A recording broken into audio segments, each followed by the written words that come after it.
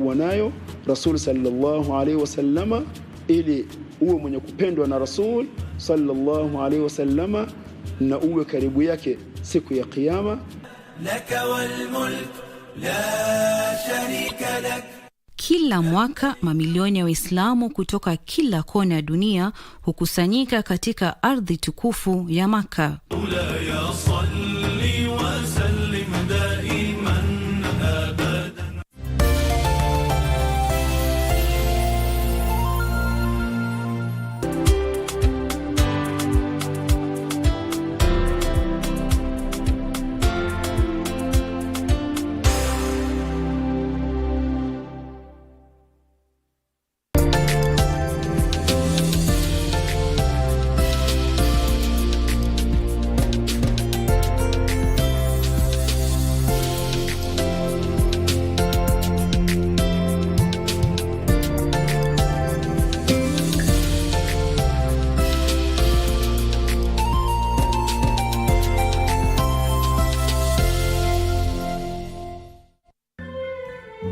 Kulingana na vile nimepanga, kila kitu itakuwa sawa. How do we get rid of my uncle Mark? Like completely, yani tumtoko picture mbaya. So what's your point? My point is unabehave ni kama una bwana. Because I don't have one. Your one sorry excuse of a man. Is that what you wanted to hear? Wewe ndio wazimu. Kulingana na Dr. Mutua, anasema Mark ako na ugonjwa wa akili. Uko ready kufanya anything unachotaka as long as we get to be a family again. We can make a deal, Mama Felix. What deal?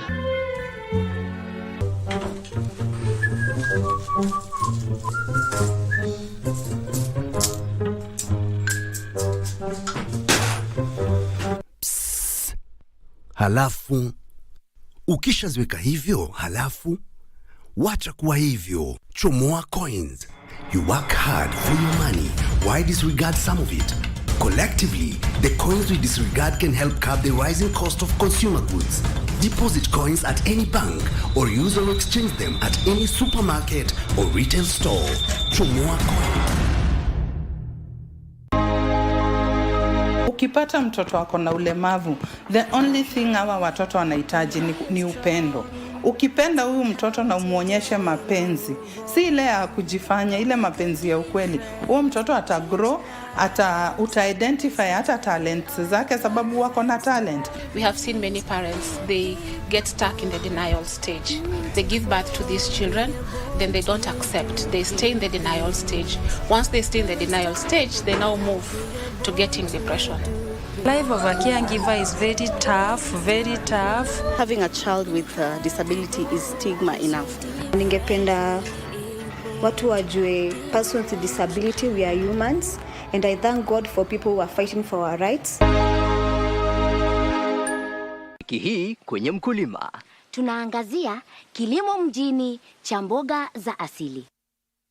Wakati unafanya ukulima wako, ni vizuri uelewe unapanda mboga uuzie kina nani. Hawa watu wangependa mboga aina gani? Na kisha tutamfuga nyenje. Ungana nasi Jumamosi saa 10:30 kwa uhondo kamili wa kilimo. Hapa KBC Channel 1. Mtu mwisho umeua mtu kweli? Haujaua. Alafu basi nipeleke pole pole. Wote niongee na huyu. Lakini unapatanga advertisement, si ndio? Sasa advertisement ikitokea kama haoni atajuaje? Please, I'm not asking you. Why do you vacuum people in the stomach? Which? The English now is coming out. 50,000 pocket money. Mtoto ende tiaribu. Hiyo ni kama sini change kidogo, pesa kidogo ambayo naweza. Umesikia market that kwa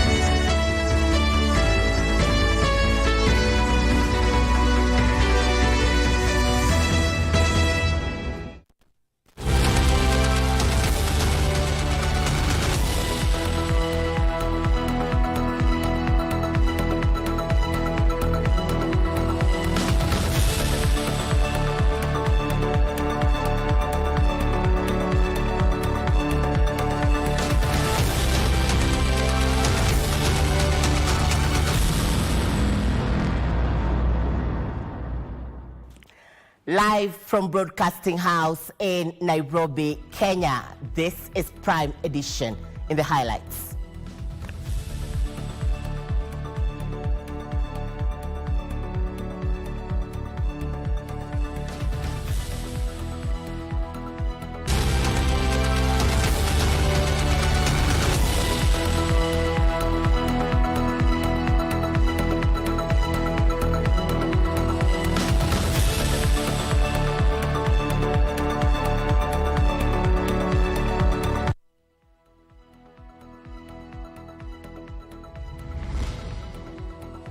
Police confirmed the arrest of one of their own captured on camera shooting an armed civilian during demos to protest the killing of blogger Albert Ojwang.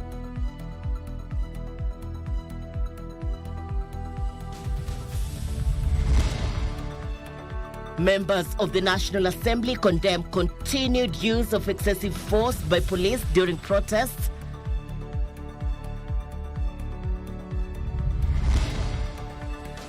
High Court declines bail application by 3 persons accused of killing Kasipul MP, Ongondo Were.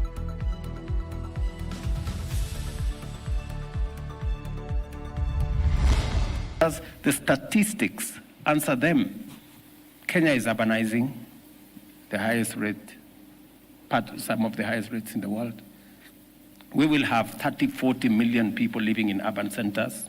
If we don't plan about it, we will be living in squalor.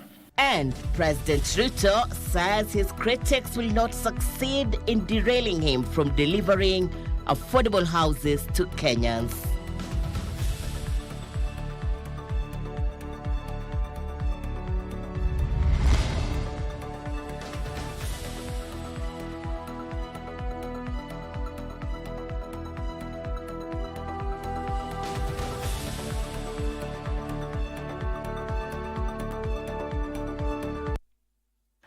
Good evening and a very warm welcome to Prime Edition. I am Muchuma Odim. My colleague Tomboya is away this evening. Our sign language expert is Lensa Odingo. Interact with us on all our social media platforms at KBC Channel 1 on X, Facebook and YouTube. Our top focus tonight, 1 person was shot and several others injured as police battled goons and protesters who staged demonstrations in Nairobi's Central Business District. The demos that began in the morning lasted for hours as protesters called for the resignation of the Inspector General of Police and his deputy over the death of blogger Albert Ojwang. This as the National Police Service confirms the arrest of the police officer who was captured on camera shooting an unarmed civilian in Nairobi's CBD. Give us on Maina begins our coverage tonight with that report. Tuesday morning at the Nairobi Central Business District, protesters made to their threads and poured on the streets to express their anger over the death of blogger and teacher Albert Ojwang.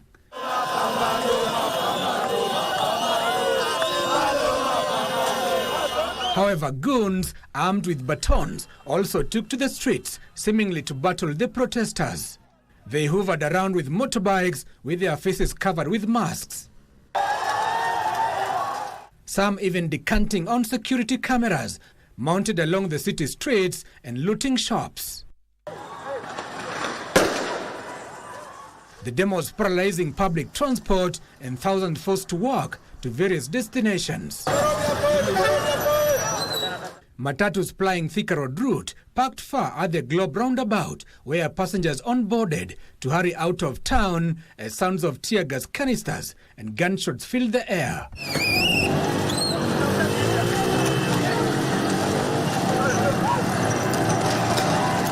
The main battlefront was at the intersection of Moi Avenue and Kenyatta Avenue and Tomboya Street adjacent to Imenti House. Na nimekasirishwa sana na matendo ya serikali.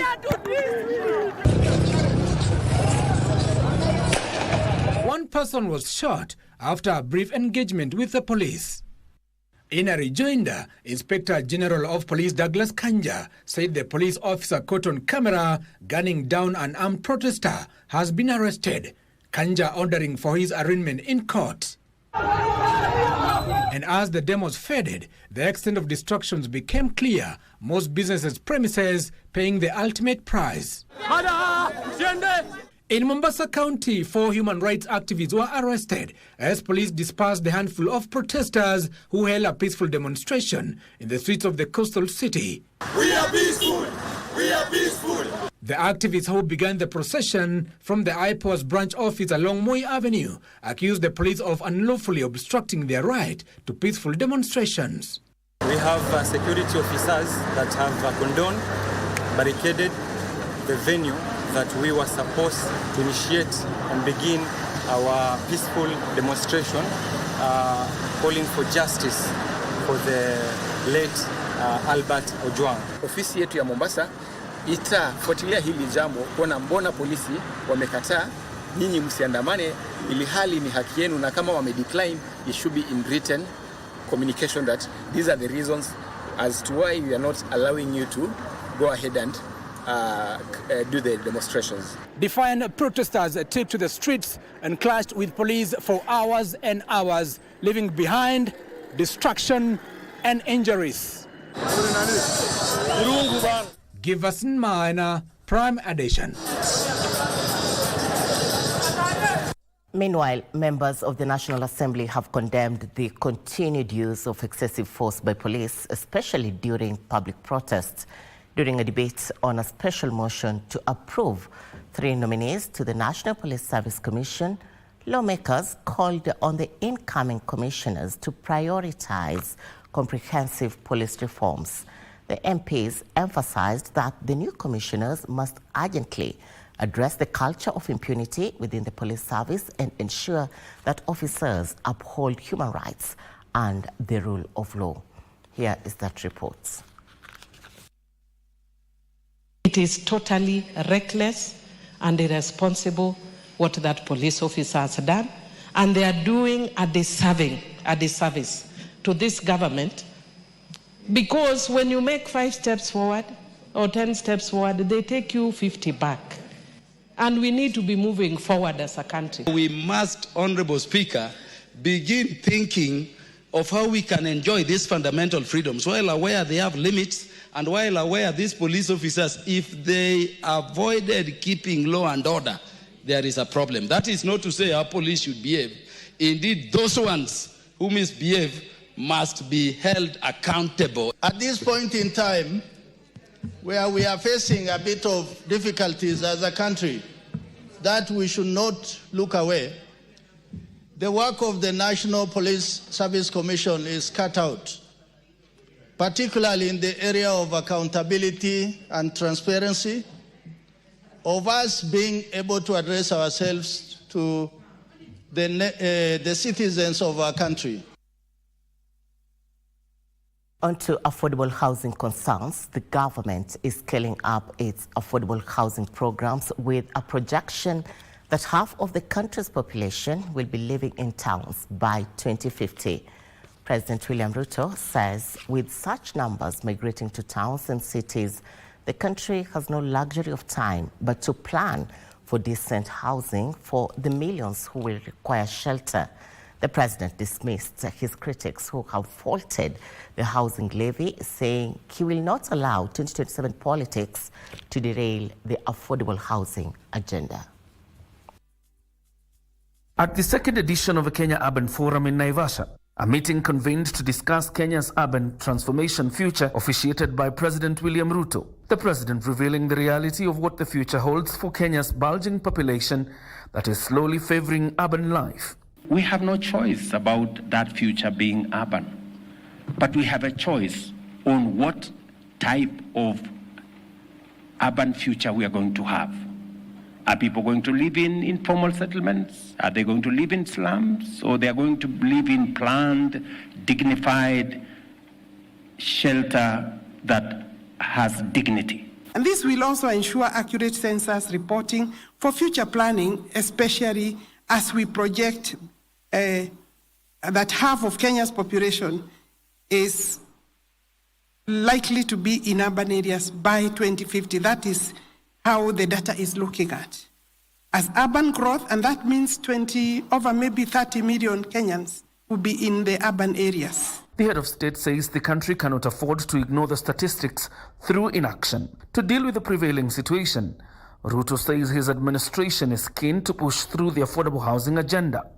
Many people ask me, who told you that Kenyans need houses?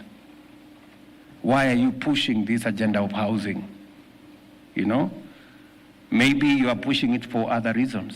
But I have a simple answer. The answers, the statistics answer them. Kenya is urbanizing, the highest rate, some of the highest rates in the world. We will have 40 million people living in urban centers. If we don't plan about it, we will be living in squalor, as many of our citizens are doing. Having severally come under criticism from the opposition over the housing levy, President Ruto says he's unmoved, with his eyes on his legacy. I will not allow anybody to define me in terms of time and terms and elections. No. This project is not about how many terms you serve or which elections come this way or that way. I want leadership in Kenya to be defined by how much impact we are making. We must build coalitions that bridge the public, private, civic, and community sectors. And above all, Your Excellency, we must lead with courage, as you often do. The courage to plan beyond political cycles, to act beyond institutional mandates, and to dream beyond the limits of the present. He promised transparency in the delivery of the project, warning against mismanagement of the housing levy. No public resources will be lost in this program. We will make it efficient. It is my commitment to make sure that this program will be above board. We will share as much information as possible. In fact, the construction costs are open. The 3 days meeting will conclude on Thursday. John Jacob Curia, Prime Edition. You're watching the Prime Edition. We are taking our first commercial break. When we return, the latest from the corridors of justice and much more with the detail and clarity you deserve. Stay with us.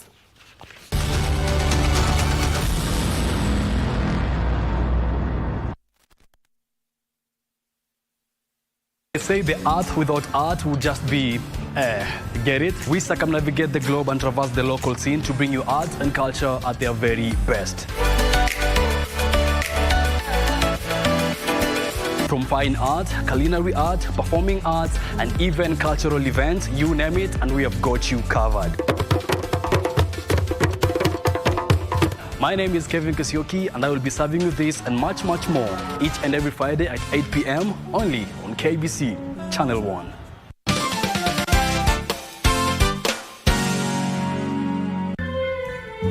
Kulingana na vile nimepanga, kila kitu itakuwa sawa. How do we get rid of my uncle Mark? Like completely, yani tumtoe kwa picture mbaya. But what's your point? My point is unabehave ni kama una bwana. Because I don't have one. Your one sorry excuse of a man. Is that what you wanted to hear? Wewe ndio wazimu. Kulingana na Dr. Mutua, anasema Mark ako na ugonjwa wa akili. Uko ready kufanya anything unachotaka as long as we get to be a family again. We can make a deal, Mama Felix. What deal?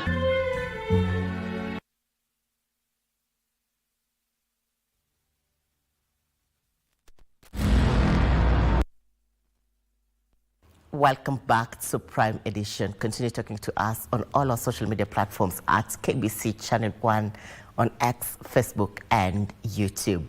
Back to Parliament. The country is yet to meet its annual contribution towards vaccine procurement in the Gavi co-financing program, even as the Ministry of Health secures an additional 930 million shillings in the supplementary 3 to offset a 620 million shillings balance which is due in June. This comes amid countrywide concerns over a shortage of childhood vaccines in the health facilities, which has seen the Ministry of Health adopt short-term measures to address the challenge. As the country grapples with childhood vaccine shortage crisis, the Ministry of Health is banking on a 930 million shillings from Treasury allocated in the Supplementary 3 to offset a balance of 620 million shillings to meet its annual contribution towards vaccine procurement in the Gavi co-financing program. Basically, we have to put some money for Gavi to support us, and that money, 930 million, has actually been made available. This disruption came because we did not meet the deadline, but this money now will help us meet the deadline, and we should be able to forestall any shortages. National Assembly Health Committee Chairperson Dr. James Nyikal, while responding to a statement regarding the shortage of vaccines, said much as the ministry has adopted short-term measures, more needs to be done. The most difficult one has been the timely disbursement of funds. Our goal is clear. No child or eligible person should ever miss a life-saving vaccine due to preventable supply chain failures. To address the shortage, the Ministry of Health made an emergency disbursement of 1 billion shillings to support procurement of essential vaccines through UNICEF, including BCG, oral polio, tetanus, diphtheria, among others, and distributed on 4th and 11th of June. The counties that received include Kisumu, Kakamega, Nakuru, Eldoret, Garissa, Meru, Nyeri, Nairobi, and Mombasa, with BCG totaling 1.94 million, oral polio 1.9 million, and tetanus 1.05 million. These quantities are sufficient to sustain the country's routine immunization program for a period of 3 months. Now, the logistics for quick distribution, as you have said earlier, across the country is working with the Council of Governors through the county government. Before the 11th, when the vaccines were made available, there were children who were born in various hospitals, including my own constituency, and did not receive these vaccines. And I'm sure it will be all over around the country. Perhaps I would have expected the chair to give just a guideline to Kenyans, because those children who did not get those vaccines, what happens? Those mothers took those children, went home, and those children remain at home. Do some advocacy to the country that those children who are born in hospitals and missed BCG vaccinations should go back and get them. In a co-funding framework agreement, Kenya is expected to make its annual contribution towards vaccine procurement. Kamche Menza for Prime Edition. Onto a story we highlighted for you at the beginning of the broadcast. The High Court has declined bail applications for 3 accused persons in the murder of Kasipul MP Charles Ongondo Were. Justice Diana Kavedza cited that releasing the 3 at this juncture, based on the nature of their charge, would compromise justice. And as Ruth Wamboi reports, the judge has urged all parties to tighten their seatbelts as she promised to dispense with the matter in 4 months. The 3 accused persons are Lake Basin Officer Ibelucheng, alias Dave Kalo, Edwin Othiambo, and William Emoli Shigali, alias Emo. Application for bail through their lawyer Hita Dave Ia. Number 3, this court has the power, the authority and the jurisdiction to actually even direct the accused persons from never communicating or interfering with any witness whatsoever. And should that be done, the consequence is that bail is cancelled. Is a matter of evidence which my lady cannot discern at this stage unless such evidence is subjected to a test of its veracity by way of cross-examination. The court also declined a request by the third accused, William Emoli Shigali, alias Zemo, to bury his mother, with the judge citing granting the request will be setting a bad precedence. The application to attend the burial of the mother is denied because I do not know whether he's a flight risk. I do not know whether, I cannot guarantee his safety. He is in prison. How is he going to be escorted from prison? Where to the burial place is where? Is it Langata? Western. How? Where are the resources? The accused on the 4th of June this month had threatened to kill a state prosecutor after their bail terms were also declined. Prosecuting counsel Evelyn Onunga told trial judge Diana Kavesa they have a watertight case ahead and the accused should remain behind bars. And my lady, the discreet nature of how Witness Protection Agency operates, we may not table any document before you to demonstrate that actually there's a process undergoing. The judge has ordered for a probation report with the investigating officer and the probation officer, citing they will need 30 days to prepare. The 20 witnesses, proper pre-trial, I should be able to finalize the case within 4 months. But your name is Oliver who? Nabonwe.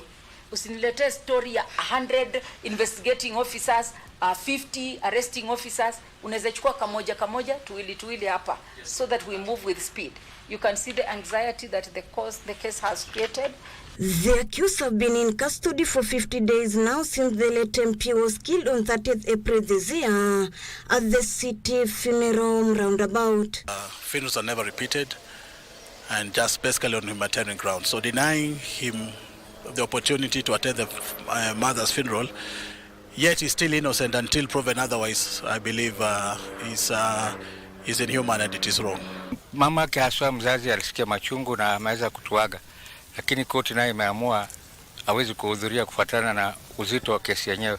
Yote tunashukuru Mungu itatendeka kwa Mungu ndio mwenye uwezo. Even as the wheels of justice for the late Kasipul MP Ongondowere continue to grind, the third accused Emoli Shigali will have to attend his mother's burial virtually, pending the ruling on his bail application.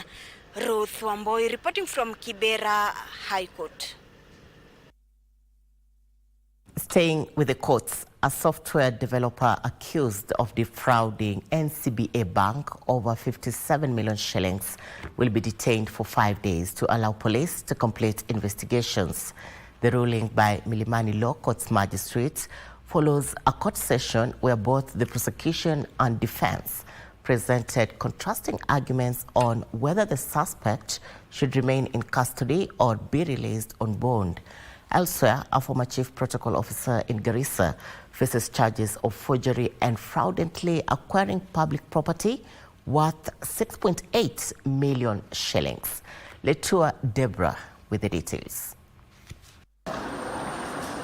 The prosecution, through Corporal Amos Ndonyi of the Banking Fraud Investigation Unit, told the court that Harry Nandwa was a key suspect in a complex banking fraud that targeted NCBA's Bank Rwanda subsidiary. Noting the technical expertise of the respondent, who is a software developer, there's a possibility that he will gain access into the system, which may result into more loss of funds to the bank and its clients. Nandwa, who previously worked as a consultant, is alleged to have tampered with the mobile banking system, triggering illegal transactions that led to the loss of 57.5 million shillings. Presiding Magistrate Ikubi granted a 5-day detention period and scheduled the matter for mention on June 24th, 2025. I find the application to be merited and competent to the extent that the respondent will be detained for a period of 5 days at the Capitol Hill Police Station. So I've granted the pre-trial detention for 5 days.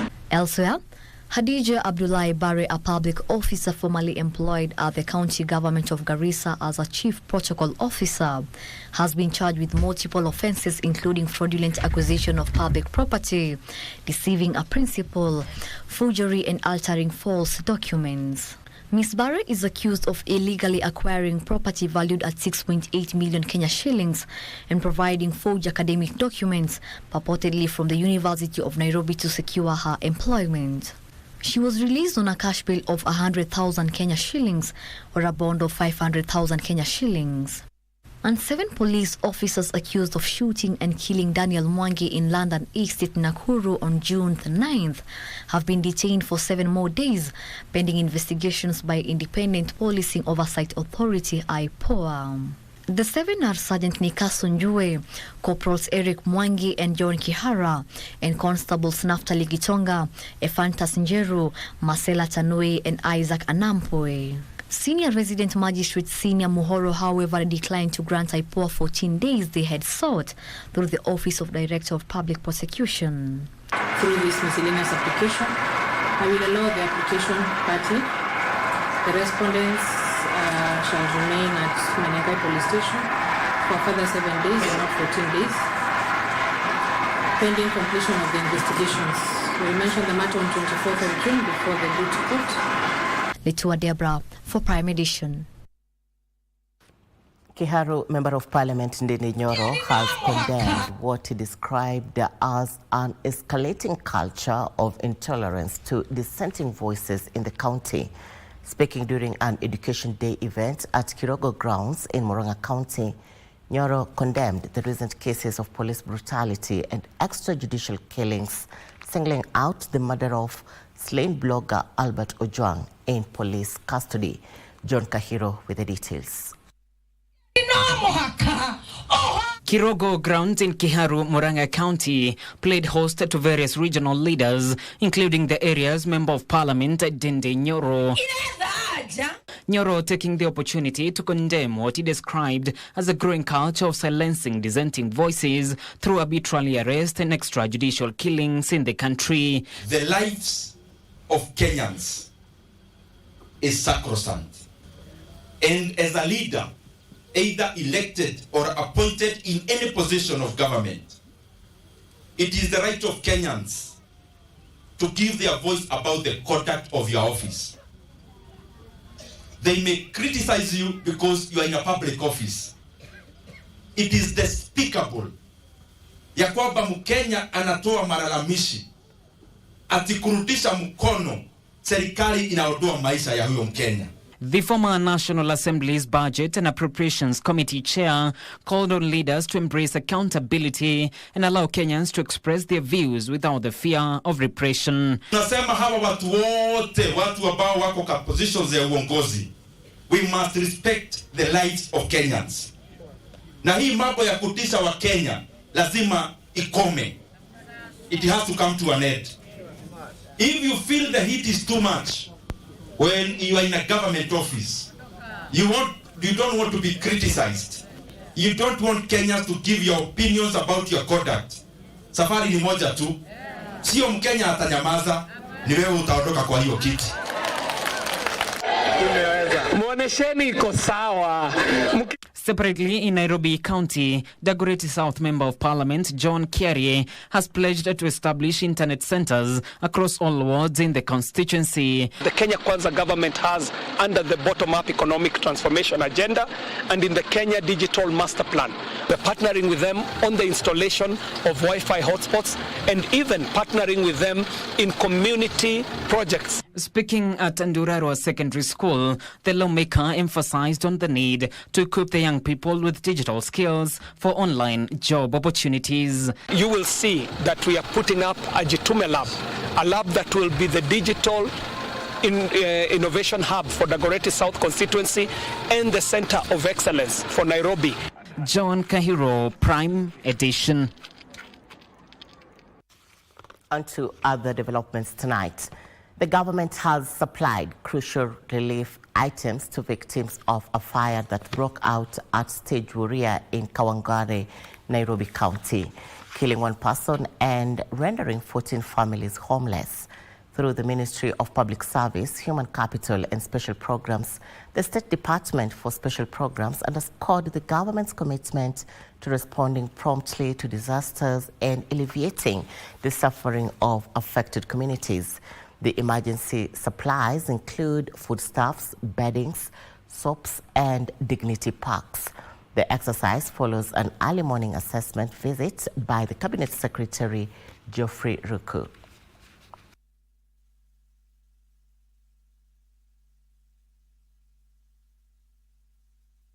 Tumefika na blanketi pia ya kusema pole kwa wale ambao wamechomekewa. Tumefika na chakula kidogo, mchere na maharagwe. Lazima tushikane, tufanye hii kazi pamoja, tukuje tusaidie wale ambao wameadhiriwa. Wale wameadhiriwa tunataka tuwapatie pole.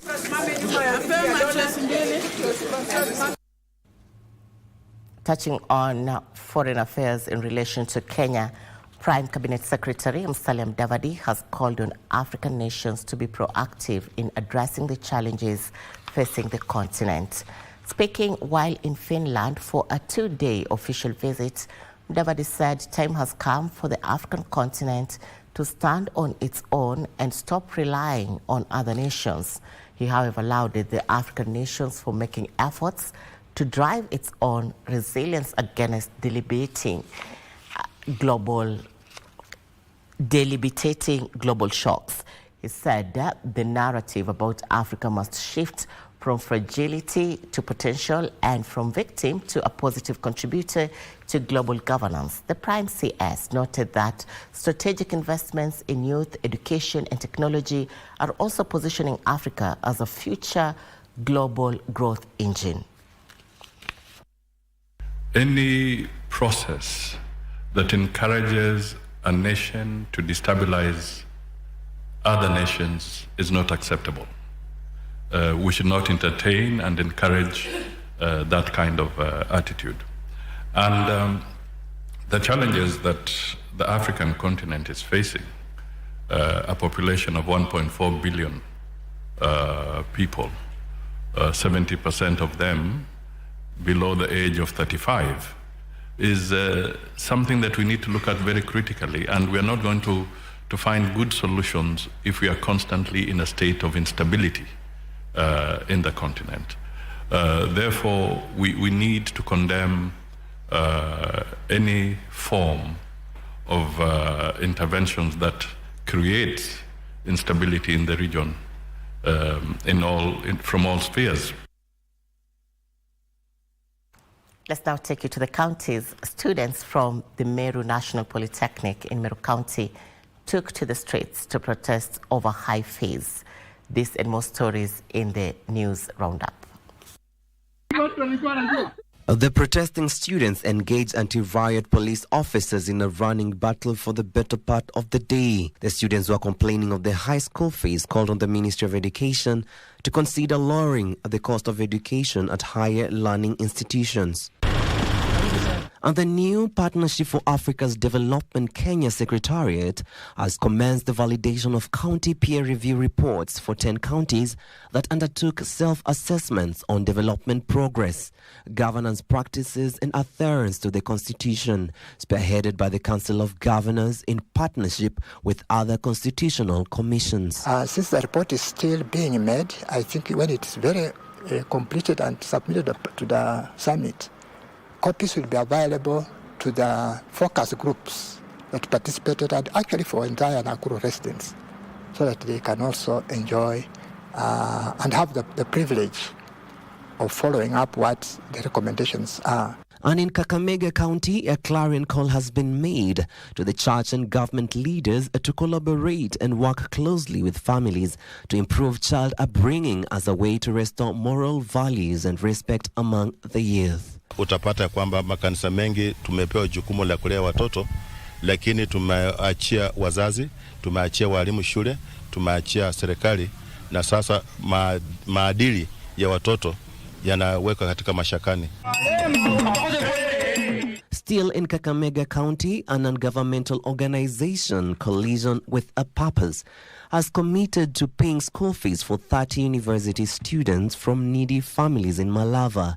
The organization also pursues environmental conservation projects while assisting underprivileged children in children's homes. Part of the program that you are supporting is orphanages and children's home. Schools, we are supporting schools with the toilet programs. We visited the orphanage, we did climate change projects where we planted trees. In Narok County, Emmanuel Kiparash, who has been convicted to serve a life sentence in 2000 after he was found guilty of murder, is now a free man after he was released from prison following the recent presidential amnesty. Na kwa saa hii anaenda kuanza maisha mapya, maana leo naelekea upande ya Kajiado. Elsewhere in Taita Taveta County, religious leaders have raised a serious concern about police brutality and rising political tension in the country. Habari za kampeni za mapema, tunaomba wanasiasa wasitize, maana zitaathiri maendeleo ya nchi na uchumi wetu utazorota. Finally, in Nanyuki, Laikipia County, police have recovered liquor worth around 4.5 million shillings of the 7.5 million shillings that was stolen from a depot in the town. The liquor was recovered following a tip-off by the members of the public. Two suspects are in police custody. Wale watu ambao waliweza kufanya hicho kitendo ni gang ambao ni watu kama 10, na mara nyingi ni kama wanajaribu kugroup so that they can do what they intend to do. Aaron Marie, Prime Edition. The Labour and Social Protection Principal Secretary Joseph Mutari says the ministry has drafted a social protection bill which, if ratified into law, will safeguard the elderly from exploitation and abuse. Speaking during the commemoration of World Elder Abuse Awareness Day held at the Kenya Institute of Special Education in Nairobi, Mutari said the bill has undergone public participation and is currently under consideration in the National Assembly. Here is that report. During the commemoration of World Elder Abuse Awareness Day held in Nairobi, Principal Secretary for Social Protection and Senior Citizen Affairs, Joseph Mutari, cautioned Kenyans against violating the rights of the elderly in the society, emphasizing the government's commitment to safeguarding the dignity, safety, and well-being of older persons. Spare our old people. Let them live to their fullest. Let them enjoy their lives. If anything, we are supposed to facilitate them enjoy their lives. Mutari revealed that the State Department for Social Protection and Senior Citizen Affairs has drafted the Social Protection Bill, now under consideration by the National Assembly, which aims to legally safeguard older persons from exploitation and abuse. I've been struggling with the Social Protection Bill, which is just about through. Na hivi karibuni, that will be a thing of the past. Itakuwa imepita, na hapo pia wazee wanatajwa, cash transfer iko hapo na nini, kila kitu iko hapo. Mkitoka hapa nendeni mkatufanyie hiyo, mtupitishie hiyo karatasi ile, tuwe na mbali tunaweza kusimama. Mutari said through the National Self-Net program, the government continues to provide social assistance to vulnerable groups, with over 2.5 million elderly having benefited since 2023. In his remarks, the Deputy Solicitor General Lawrence Muiruri highlighted the critical role of legislation in protecting the elderly, ensuring their access to health, well-being, and other essential services. The rights of the elderly when in conflict with the law, the courts have decided that legislative measures be taken that would facilitate periodic review of sentences for convicts who are either over 80 years of age or who have served sentences of over 20 years in imprisonment. This year's theme was dubbed Empowering Older Persons, Building Resilient Communities Free from Abuse. Martini Marslin for Prime Edition.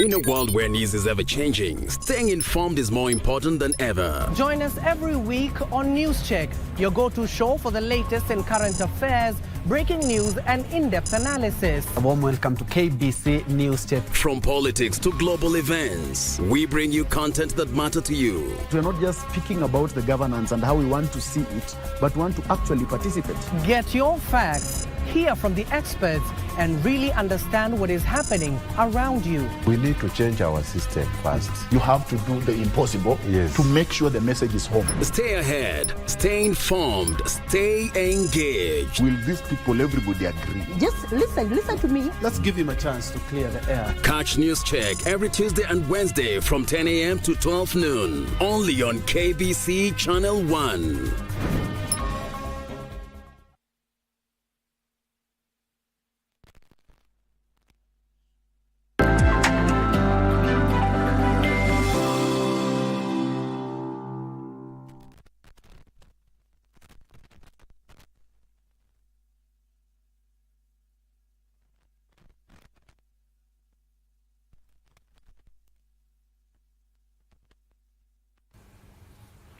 It's a good evening to you. Thank you very much for joining us. Time now for business news. My name is O'Brien Kimani.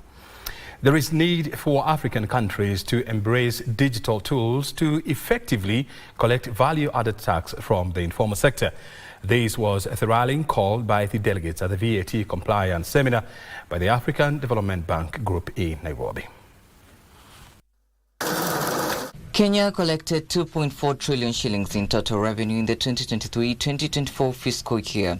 However, VAT collections are among underperforming tax heads as compliance gaps persist with less than 2 million active VAT payers despite an estimated 8 million informal enterprises and over 18 million workers in the informal economy. The Africa Development Bank estimates that just half of informal businesses were gradually brought into simplified digital compliance. The Kenya Revenue Authority could unlock billions of shillings in additional revenue annually.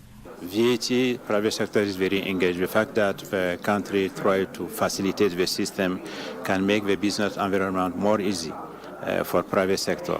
But we also think that digitalization is giving opportunity for business opportunity for private sector. The private sector is provider of digital services, working with revenue authority. Most of these taxpayers, even when they are in their markets, they are paying, they are paying charges to the county government. Why don't we make it easier for them to pay also for KRA at the same time? So we have made it available. We are coming up with those systems. We are not requiring them now to do filing, then to do payment. All that we are training together, just making sure that we give them solutions that are targeted to them. The Kenya Revenue Authority hopes its mobile-first digital rollout, as simplified e-invoicing systems designed for micro and small enterprises, integrated with platforms such as M-Pesa and other fintech solutions, will boost collections. We have made available tools that speak to the small taxpayers. So you can use, for example, your phone. You can be able to use, and now we are even working around a new product that we're going to roll out soon, which is going to be, you can be able to even use a WhatsApp solution. So there's USSD, there's what we call a buyer-initiated invoice. He says rather than cornering small traders, the Kenya Revenue Authority is working to build digital bridges through collaboration with business associations and financial institutions. Trevor Ngendo for Prime Edition. Thank you, Trevor, for that report. The government will invest 3.5 billion shillings in various tea factories in Kenya in a bid to enhance their production. Agriculture Principal Secretary Dr. Kiprono Rono says the move will see operational effectiveness implemented as part of the ongoing reforms to ensure that farmers enjoy more earnings from their produce. Kenya is currently undertaking reforms in its tea industry, aiming to improve farmer earnings and boost the sector's overall performance. These reforms include legislative changes, infrastructure upgrades, and efforts to enhance direct market access for farmers. And I want to assure the farmers that the government is working round the clock to make sure that this particular tea crop get the best market so that our farmers get the best honey. According to Dr. Rono, the government also planned to reduce taxes affecting tea, as well as waive levies on packaging materials, which is part of value addition measures. So among the reforms we have put is that in the finance bill, we have made sure that all the taxes which are affecting tea are scaled down, and also the packaging material, which has been a big challenge, we have removed the levies. Speaking in Naivasha, the PS added that the country will in October this year host an international conference on tea aimed at unlocking more markets for local produce. According to the PS, the reforms were also targeting other value chains including coffee, pyrethrum, avocado and sugar. Alanauko, Prime Edition. Kenya has established a forensic lab to monitor and investigate anti-competitive practices as institutions use artificial intelligence to distort markets. Officials say the forensic lab has been a key in flagging 8 steel manufacturers and 4 paints companies engaging in anti-competitive practices. E-commerce is taking root in the retail market in Kenya, powered by emerging technologies that institutions are using to perpetuate anti-competitive practices. We are looking forward to ensure that we ensure competitive markets as far as the digital markets are concerned. We make sure also that consumer rights are protected in that digital space as well. We have also included more definitions to ensure that we are able even to define that market, because it is more different than the traditional markets as we understand. A forensic lab commissioned 7 months ago has a capacity to retrieve erased evidence and process large electronic data files that would otherwise delay the investigation process. Consumers will also remember our high-profile interventions in the cement, paints, steel, retail, agriculture, and telecommunications sector, including multi-million shilling penalties for anti-competitive conduct by major players. This is aiding in the fight against complex anti-competitive practices. We shall optimize our digital solutions to enhance efficient service delivery. It backs the Competition Amendment Bill 2024 to enhance consumer protection, noting that the proposed tougher penalties could deter abuse of superior bargaining position. The emergence of e-commerce, digital markets, the issues of trade and competition aspects on that, consumer protection in that space, those are the key issues that are in that amendment, because we are looking forward to ensure that we ensure competitive markets. While this is happening, the authority hopes that the launch of its 4th strategic plan, its focus on devising a new regulatory framework of emerging digital markets, is going to ensure that the authority meets objective in as far as consumer protection is concerned in light of an uptick on e-commerce. I'm Regina Manyara reporting for KBC Channel 1. Thank you, Regina Manyara, for that report. Let's now head to Parliament, where the Kenya Revenue Authority will not have unfettered powers to access taxpayers' private data. The National Assembly says the tax agency will only have access to information regarding the tax history of a taxpayer. Parliament says these are some of the planned amendments to the Tax Procedures Act. Legislators have also slashed the taxes to be raised from the Finance Bill to 24 billion shillings from 30 billion shillings. National Treasury wanted some clauses of the Tax Procedure Act amended to give Kenya Revenue Authority sweeping power.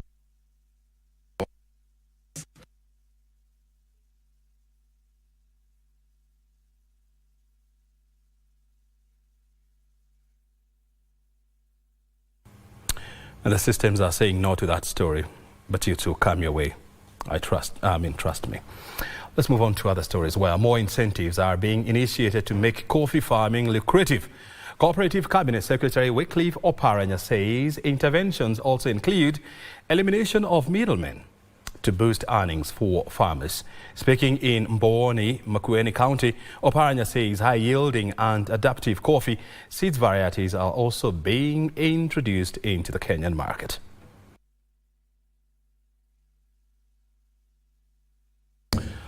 Well, let's now turn our focus on to international business news, where a deal removing some trade barriers between the UK and the US has been signed by US President Donald Trump. The move is expected to bring into force parts of the agreement agreed between the two countries last month and reduce tariffs on UK cars being shipped into the US. Here are more details of these and other stories. The deal between the US and the UK comes after weeks of talks to implement parts of the pact, which the UK government hopes will shield British businesses from the impact of Trump's tariffs. The deal includes a 10% levy on most UK goods, including cars, and did not address the expected removal of charges on steel imports. Under the terms agreed in May, the US will permit up to 100,000 cars to enter the country at a 10% tariff, a substantial decrease from the 25% import tax applied to all car imports earlier this year. Meanwhile, the trade between China and the 5 Central Asian countries has surged a historic high, reaching $40 billion in the first 5 months of this year. This marks a new record for the period, underscoring strengthening economic ties in the region. A significant driver of this growth has been agricultural imports, which climbed to $600 million, representing a 26.9% increase. Seasonal demand plays a key role in this agricultural boom. The months of May and July represent the peak season for cherries from Uzbekistan and other Central Asian nations to enter the lucrative Chinese market. Finally, South Korean households are grappling with a deepening cost of living crisis as prices for livestock and processed foods continue to soar. This surge is being fueled by a combination of factors, including the depreciation of the local currency and rising raw material costs. Data from Statistics Korea reveals that livestock products prices in May saw a sharp 6.2% year-on-year increase, marking their steepest climb in 3 years.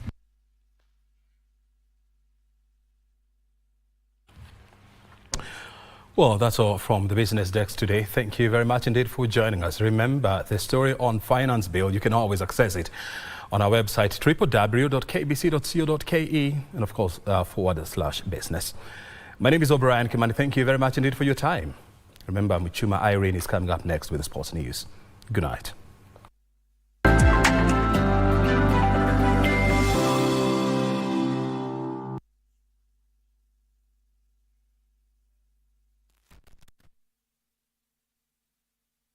"19 nations will compete in the Total Energies CAF African Nations Championship, Kenya, Uganda, Tanzania 2024, which will be staged from 2nd to 30th August 2025.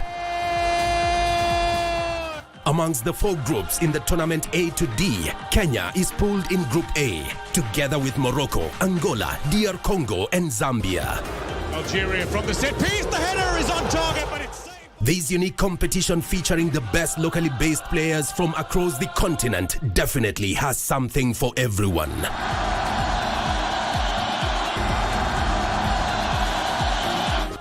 Just bring your A game as you let it flow live and exclusive on KBC Channel 1, your true sports partner.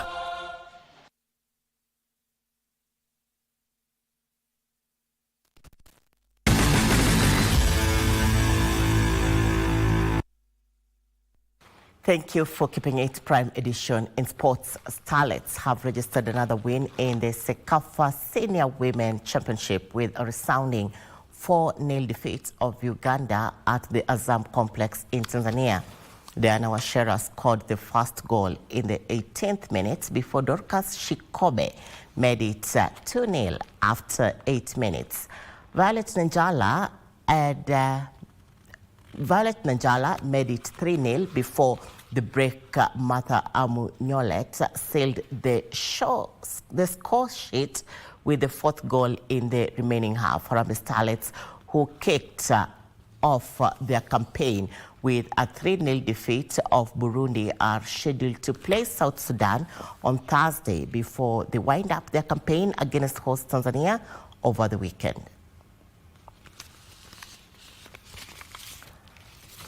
Athletics Kenya will send a team of 24 athletes, 12 men and 12 women, to the Prefontaine Classic Diamond League in the USA on the 4th of July, which will be used to earn slots in the Kenyan 10,000 meters men and 5,000 meters women's team to the Tokyo World Athletics Championships. And back in the capital, the 4th edition of the Nairobi City Marathon will start and end at Uhuru Park, Nairobi. 6 athletes will be selected in the Prefontaine Classic meet to represent the country in the 20th World Athletics Championships set for the 13th to 21st of September in Tokyo, Japan. 3 women will join defending champion Faith Kipyegon in the 5,000 meters as she bids for her second title, while 3 men will earn their slots in the 10,000 meters race.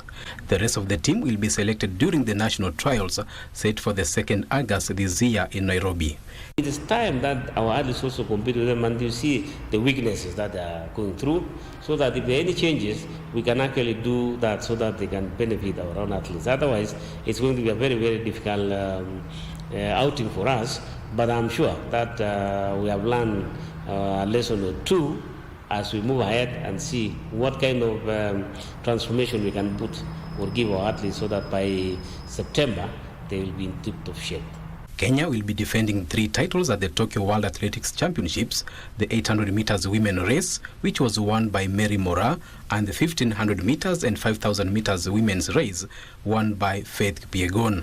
Meanwhile, over 6,000 participants have registered for the 4th edition of the Nairobi City Marathon, slated for the 6th of next month along the Nairobi Expressway. Unlike the previous event, this year's race will start and end at Uhuru Park, with the organizers targeting 18,000 participants. In fact, today we had a meeting with the CC from the county of Nairobi to discuss the practicalities of organizing the event within the CBD and of course the Super Highway. So we are okay, and so far the organization is going on well. It's not as difficult as Kipyegon Classic, where you have to even bring people from outside to come and assist. The winners of the 42 kilometers race will be rewarded 3.5 million shillings, the silver medalists 2.25 million shillings, and the bronze medalists will walk home with 1.5 million shillings for both men and women races. The major change this year is the start and the finish. Because of the activities that are going on in Nyayo National Stadium, renovation that are going on, we decided as Athletes Kenya to have the event at Uhuru Park, where we are going to have the start and the finish. It is a big space, a very nice area. Other categories will include the half marathon, where the winners will be rewarded 150,000 shillings, and the 10-kilometer expressway run with a prize money reward of 100,000 shillings for the winners. There will be also a 4-kilometer family fun run. The aim of the Nairobi City Marathon is to showcase Nairobi City and the expressway. 16 countries have confirmed participation in the 2nd edition of the Africa Youth Scrabble Championship set for the 14th to 17th of August this year at the Brighton International School in Syokimau, Machakos County. Among the countries that have confirmed participation in the 4-day championship are Ghana, Nigeria, Zambia, South Africa, Gambia, and Sierra Leone. Players from the Africa Youth Scrabble Championship participating countries are expected to start arriving in Kenya in early August after completion of the trophy tour that made its way to the last of its 3 stops in Kenya, the Brighton International School, the venue for the Continental Championship. About 170 players will compete for the title that was carried by 2 of Kenya's best Scrabble players, Olive Alila and Zablon Ngure, during a procession march to the Brighton International School before the trophy leaves the country tonight for its next destination in Entebbe, Uganda. The kids will be housed here, accommodated here, and they'll be fed here. And the tournament will also take place here. So as Brighton has put this together, they're still in need of, they're still looking out for sponsors, especially people, companies, who, have, whose products are geared towards the kids, the children and the youth. Having already toured Nigeria, Togo and Liberia, the trophy will still tour Zambia and South Africa, among other nations, in an effort to create awareness on the Africa Youth Scrabble Championship and attract more young players to the sport. Partnership between the government and also private schools It is very important because through this partnership that we have received this kind of game, the first one to be hosted here in Kenya. The Kenya Academy of Sports that is tasked with talent development, nurturing, and monetizing talents for the youths. So these are programs that fall squarely under that, and the ministry supports this noble cause 100%. The Brighton International School was handed the hosting rights for the 2025 continental event by the Pan-African Scrabble Association PANASA from 27 schools that placed their bid to host the tournament after a series of inspections that ended in May. One of the things that I would like to tell the players is that, number one, competition is healthy. And so they should do their best. But even if they lose, they need to ask themselves, even after I have lost, what have I learned? What have I learned? Because in everything, there is something that you learn. Running concurrently with the AYSC will be the President's Cup, a tournament for the elite players.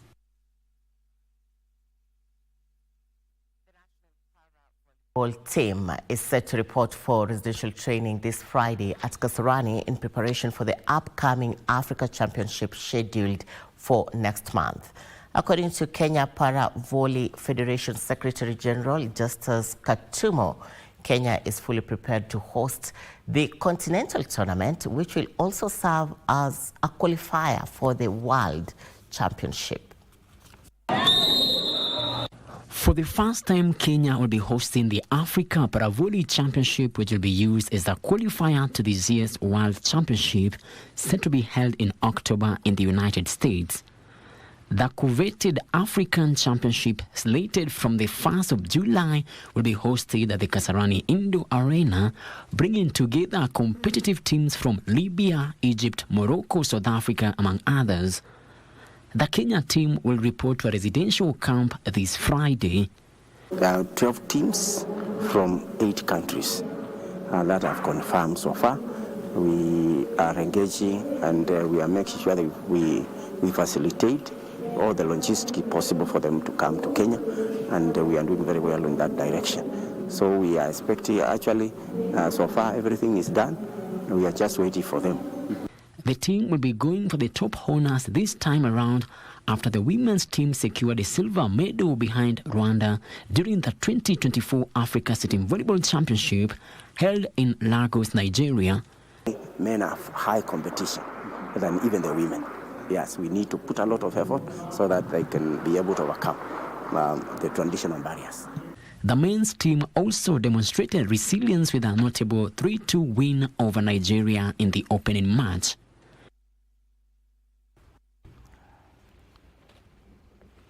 And on that note, we have come to the end of Prime Edition News in our newsroom this minute.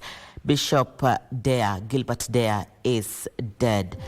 Bishop Gilbert Dare is said to have been among the victims of an accident that occurred today at Namba Kapio along the Kisumu Bondo Road near Holo, where a trailer is reportedly lost. Is said to have lost its the driver of the trailer is said to have lost its control after the brakes failed and crashed into another vehicle.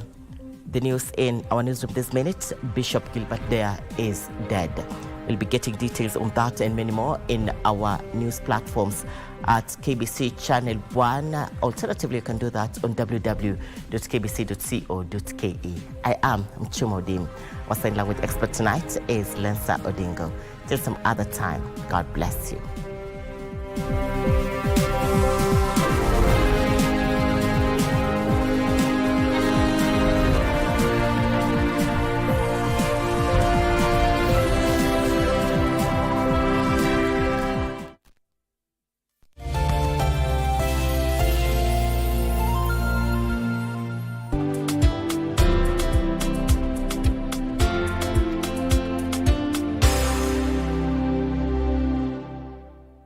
Say the earth without art would just be get it? We circumnavigate the globe and traverse the local scene to bring you art and culture at their very best. from fine art,